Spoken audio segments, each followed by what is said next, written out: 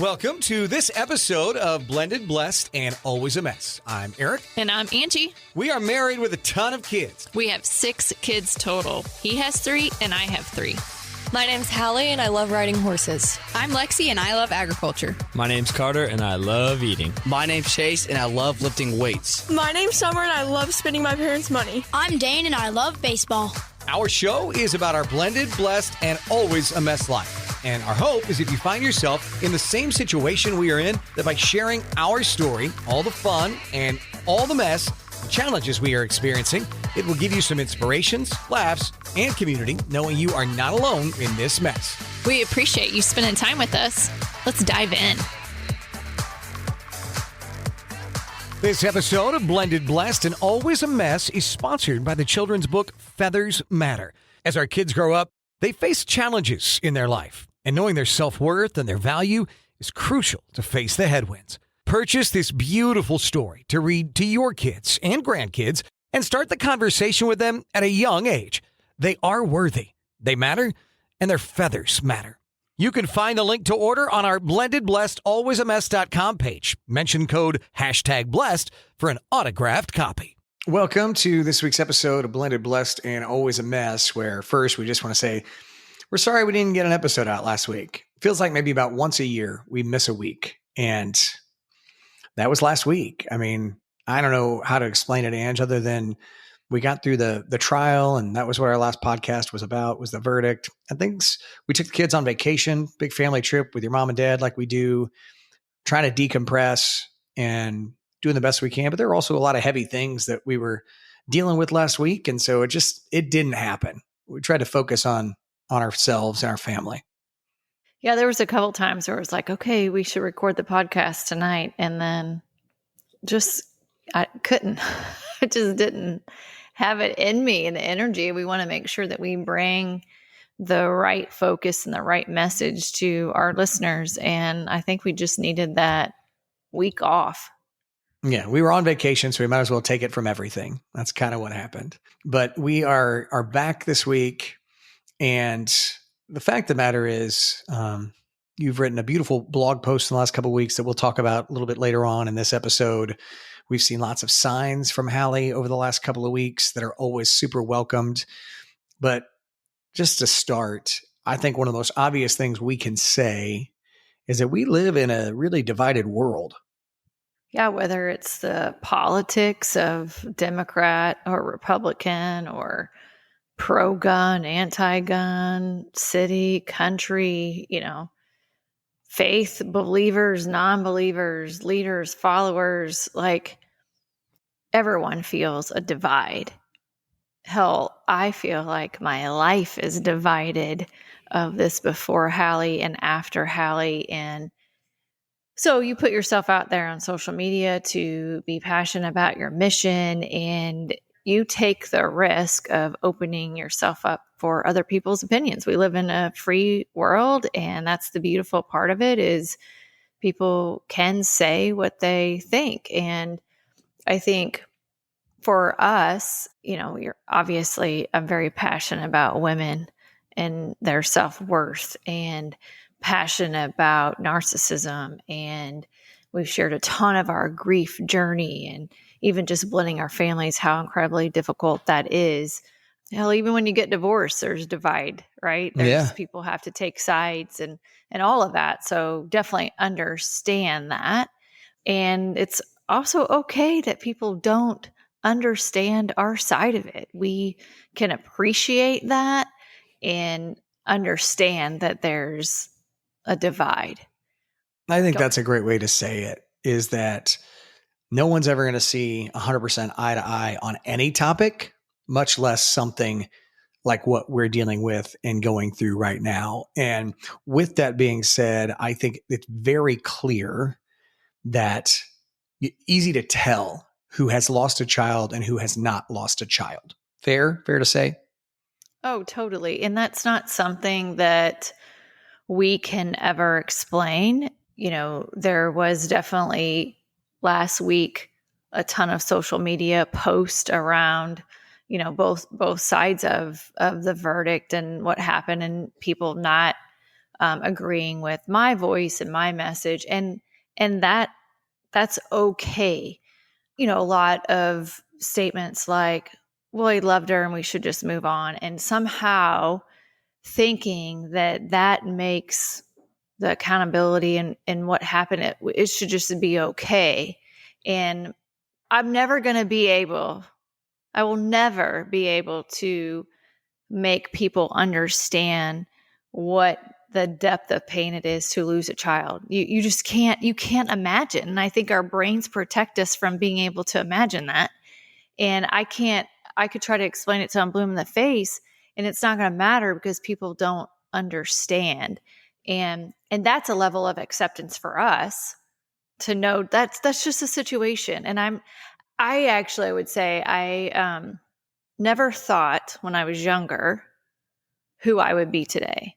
Like, I also think you can't imagine who you would be in your 40s when you're young.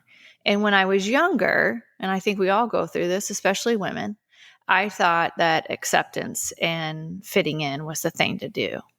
And I think we all, to a certain level, we fear facing opposition.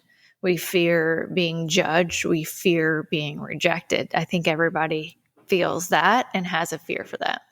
But I think as you grow older and you have different life lessons that you're faced with, and your chosen experiences and your not so chosen experiences, that you learn that being small or being quiet about things that you're passionate about is detrimental to who you are. And you can try to keep peace and you can try to please everybody, but you end up, when you do that, you create a war inside of yourself. And so I'm just going to say, like, I'm not going to ever apologize for my voice and for ensuring that women understand their worth and their value, even if it makes other people uncomfortable, even if it makes people that are related to me uncomfortable. And I think the pain that is felt in our family makes people uncomfortable, and they don't want to hear or try to empathize or understand what that means. And I think when the world tries to make you small, you should expand. And ironically, I came across that the other day on my feed. I think things are fed to us for whatever they're reason totally on fed. social. Yeah. So Yeah. the timing of it. And that was the statement: when the world wants you to be small, you expand. And I'm like, how ironic is that? Because I feel like there's definitely a divide, and people want a little bit of the quiet and silence our voice a little bit. And ironically, that was Hallie's one word for 2022 was expand. Yeah. I feel like it's one of those things where, what this has allowed is for you to expand relationships that you never could have imagined all over the world with this podcast, and to start meeting other mamas that have gone through the same pain that you've gone through, to connect and to build those relationships. And that's not keeping yourself small. That's expanding and sharing your heart. And again, as we've talked about, being the buffalo, that's you running back into the storm for other people, and us doing the best that we can do in that scenario for all families that are going through the loss of a child, which, again, if you've not done it, you don't want to do it. There's not one person that's listening or that wants to criticize that would actually trade places with us. There's not one person that would do that. Not one. So I would just say that before, everyone's entitled to your own opinion. Most of the time, if you haven't lost a child, it's just in this scenario towards us and our family, it's not super valid because we're not comparing apples to apples. I'm not going to spend the time and energy to try to explain or justify the why behind a lot of what we have experienced. But I would just say to our listeners too, like, if you are in a situation where you want to speak your truth, but you're afraid, people are going to naturally, when the chips fall, they're just naturally going to take sides. And I think you have to prepare yourself for that. Make sure you have a firm foundation in your beliefs, and know that the right people are going to be around you. And the other thing I that naturally happens too is that you're going to lose connections with people. As you expand, your box gets bigger and their box stays smaller. And so I was talking to a good friend the other day about this because I think everyone goes through it at some stage in their life, right? Big or small. You go through stages where your table, the people sitting around your table changes. And that's hard no matter what your situation is. But we were talking about like those are God moves. God separates you from people you thought you should have had connections with. And this happens to everybody. And you could be a 13-year-old girl or a 46-year-old woman. Though embrace it. Like those are God moves. And those seats at the table move and new people come in and join your table. And you have to be okay getting out of your comfort zone and being uncomfortable in that growth for you to grow. And I think a lot of times people's immediate reaction to discomfort, because this topic and what happened in the last couple of weeks is uncomfortable for people. It's uncomfortable for the community, right? It makes people uneasy. And I think our immediate reaction is to retract versus really reevaluating our thoughts. And I've done that a ton. Like I have reassessed and reevaluated and checked myself. And I've reached out to mentors and, different people in my life that I trust to make sure that I'm speaking the truth into what's part of my heart and soul. So I think just know that doesn't mean that it's hard when you lose connections with people. It's always great to make new friends, but it's hard to let go of who you thought you should be or was connected to. Yeah, that makes a lot of sense. And it is what you said a minute ago. It's like people are going to switch seats at the table, a little bit circle of life, right? You're always going to meet new mentors, new friends, new younger people that bring things into your life.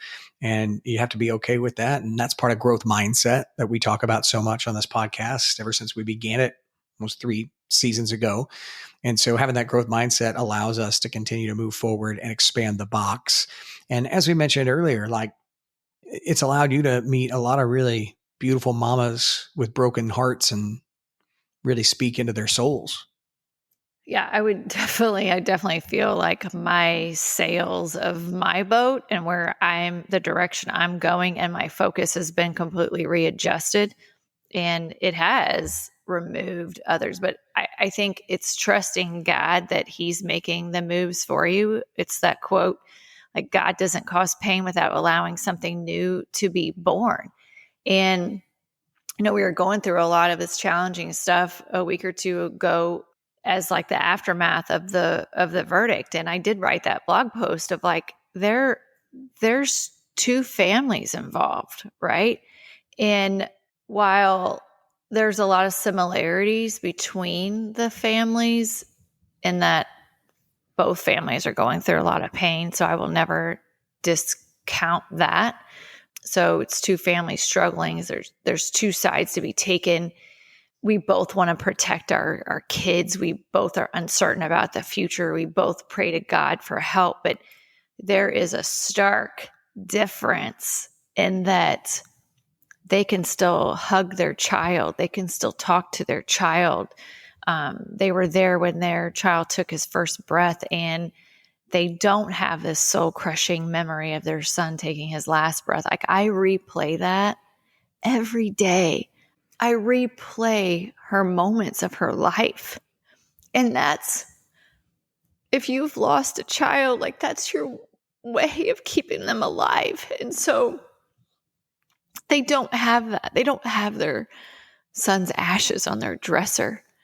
And he still has his whole life ahead of him. I mean, we all make mistakes and we all have to navigate that and live with it. But the part that he gets to do is he gets to live with it. And I can't say that about Hallie. Like she's gone, her life here is done. And so like that fuels my mission to speak the truth and raise awareness about gun safety. And no matter what, there has to be accountability for people's actions, or why are we even living in this world, right? Like, so many people like, well, he didn't do it on purpose. And, my response is, right. Like, that's not the definition of involuntary manslaughter. It's the crime of killing another person unlawfully, but unintentionally. And, like I said, while it's super devastating for that person, our authorities and our system's supposed to protect us. And so I can appreciate the other side, but I also can appreciate there's no way that they could even possibly understand what this feels like, because I wouldn't wish this on my worst enemy ever. And I don't hate him. I don't wish him ill will. I hate the choices that he made. I hate that this is my life and my kids' life and our family's life. But a beautiful life was lost. And I don't know, you just feel like you're not normal after you've lost a child. Like, it does feel like you're on an island and people won't understand you. But I will say that grief does clear your mind, and that what matters, really matters. And it's not opinions of others. It's not shrinking because you're afraid of the judgments or anything like that. So that was a lot of our processing. And last week we're on vacation and we're just trying to regroup, to breathe, to process. And our girl just keeps showing up for us. Shocking.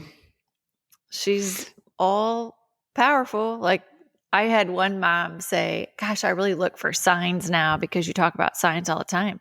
And I share them, and people are just like, oh my gosh, like, I can't make this up. So she definitely came in strong.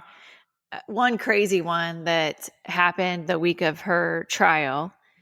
I will say, I feel like Hallie shows people signs that genuinely care about us and are connected to. Look, people maybe we don't even know, but they reach out or they listen to her podcast.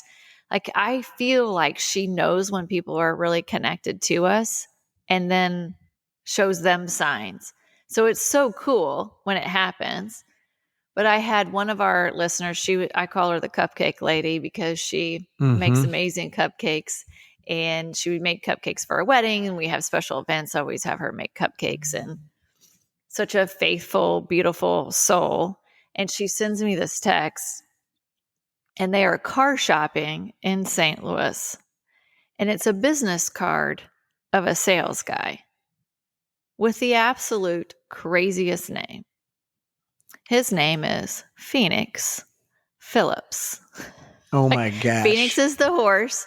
Phoenix is what Hallie turned into in Feathers Matter at the end. And his last name's Phillips. The other thing on the business card is his number was 314 something 7777. Oh my gosh. Like, what? How insane. So she sends me a text. She's like, oh my God. Like, I looked down at his business card. We're shopping in St. Louis for a car. And she's like, I hope Hallie's going to find me a good car. Right. I mean, insane. Who has that name? Phoenix Phillips. That is crazy. Yeah, that's so a first crazy. For sure. Wow. Well, and then we got on the airplane with your mom and dad. They've never flown before, so a big deal. They're nervous about it. Obviously, everybody's talking to Hallie about it, praying to God that everything's going to be okay. And you look up from your seat, and what did you see? Unbelievable.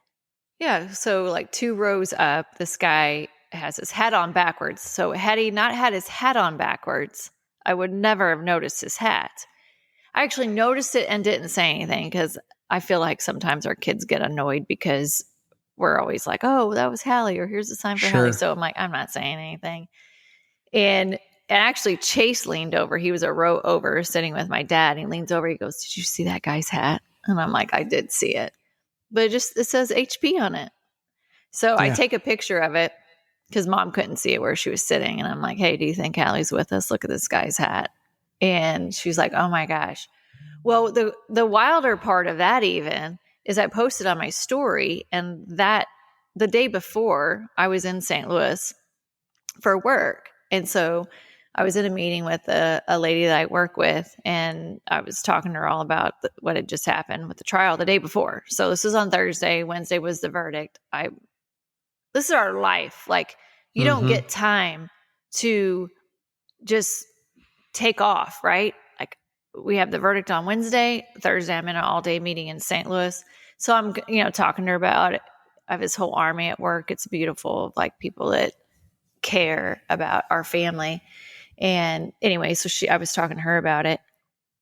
So I post the hat on my story, and this same lady comments and says, that's my daughter's volleyball team. Do you want me to get you a hat?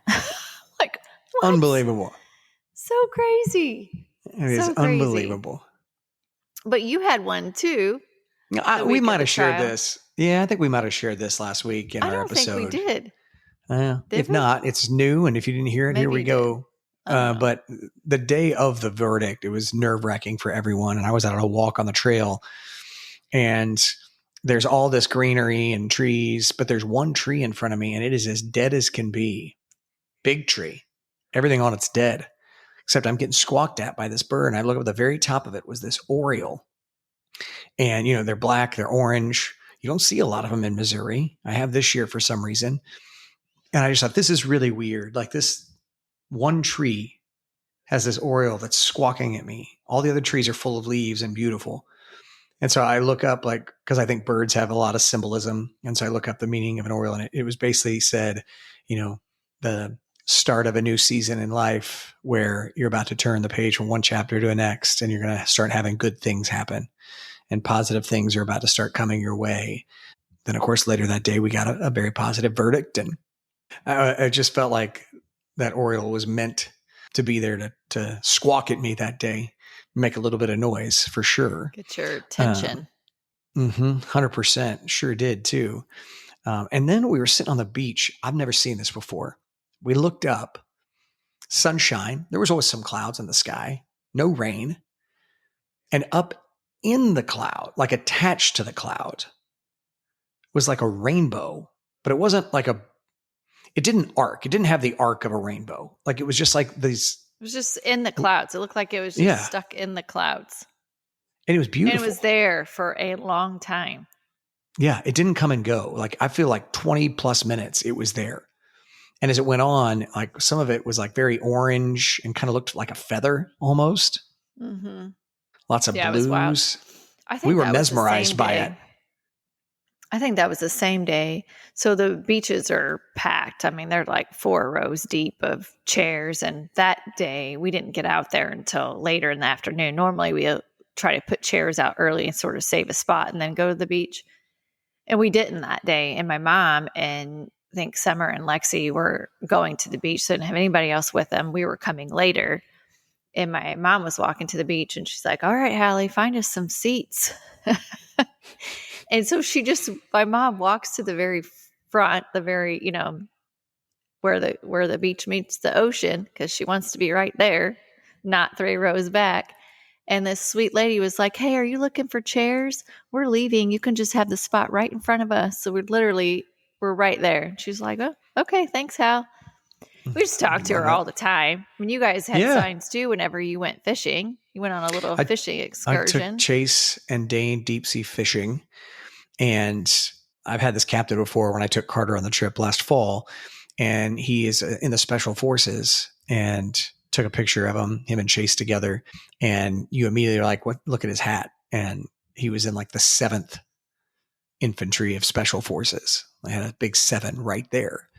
So I was like, all right, I love it. Like, bless this fishing trip today. And then we're fishing for mahi-mahi. They're everywhere for a couple of hours. And right away, we catch 7 of them. And then we keep throwing in, and nothing's biting anymore. And the guy's like, I'm really sorry. Like, I don't know what's going on. Like, he's like, I guess they could be full, but there's so many, like one of them would catch. And in my mind, I was like, no, because we've caught 7. And that's where this is staying. We're staying at 7 mahi mahi, and that's how it's going to be. And that's how it ended up. And your So picture that was pretty so cool. funny. Good thing you didn't catch more. Or you guys would have had to put more in your mouth because they'd take a picture and they're holding up the 7 fish. So obviously 1 in each hand for the 3 boys is 6. And so Chase takes the 7th one and like bites it, and it's hanging out of his mouth. Like, well, the guy goes, "Who's going to put the 7th one in their mouth?" And me and Dane were like, he suggested it. Yeah, we were like, "No way." And Chase like, "I'll do it." And we're like, "Okay." Ugh, gross. Gosh. But made for a funny picture for sure. So, yeah. So yeah, definitely. We had another sign this week, yesterday, actually. So we're headed to Denver this weekend for Bailey's wedding. So Bailey's been on our podcast before. She was Hallie's ICU nurse, but also Lexi and Carter's first cousin. And so we're excited to go there and be part of that beautiful moment for them. And she texted us yesterday and was like, "Hey, Sam," which is her fiance, is getting his hair cut and his eyebrows waxed. He's getting ready for the wedding. And she's like, "I never go with him." And I went with him. And she's like, he's, in the chair getting his hair cut. And I look up and I look at this sign above him. And she's like, "I just got chills." And it's a sign that just says, "Have the day that you deserve." Like, very Hallie. Couldn't be more Hallie. That's Very right. Hallie. That's crazy. I am looking forward to this weekend, though, because I do feel like Hallie's going to be ever present with us. And so we're unpacking, repacking, and heading out again. Travel. That's what we do. So, but we do have a podcast for this week. So here we go. We do. Yeah, we'll get this all edited and ready to go while we travel. And then hopefully we'll have some great stories to share next week. But in the meantime, proud of you for continuing to stay strong in your beliefs and your fight for Hallie and for women everywhere. You fought for women since the day I met you 5 years ago. That's not new. You oftentimes made men uncomfortable based on the fact that you supported women so strongly and fervently. And so that's not any different, but it is, obviously more personal now with everything that we've gone through. But continue to be super proud of you. And if you haven't read Angie's blog on it, I think it's a great depiction of both sides. It's fair. So would love it if you would do that. That's on our Facebook pages, Instagram, all of those things. And if you like what you hear, you can share it. We appreciate that very much on all of our platforms. Rate us, all those great things. Anything you want to add?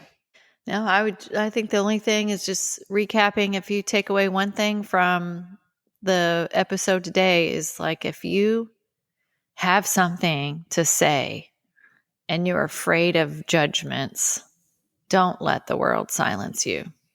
It's a powerful quote. Very powerful. That is it for this week's episode of Blended, Blessed, and Always a Mess. As always, we hope you have a wonderful week. God bless. Thank you for listening to Blended, Blessed, and Always a Mess. Follow us on Facebook, Instagram, and at blendedblessedalwaysamess.com. Reach out to us on any of our social channels. We would love to hear from you. Have a great week.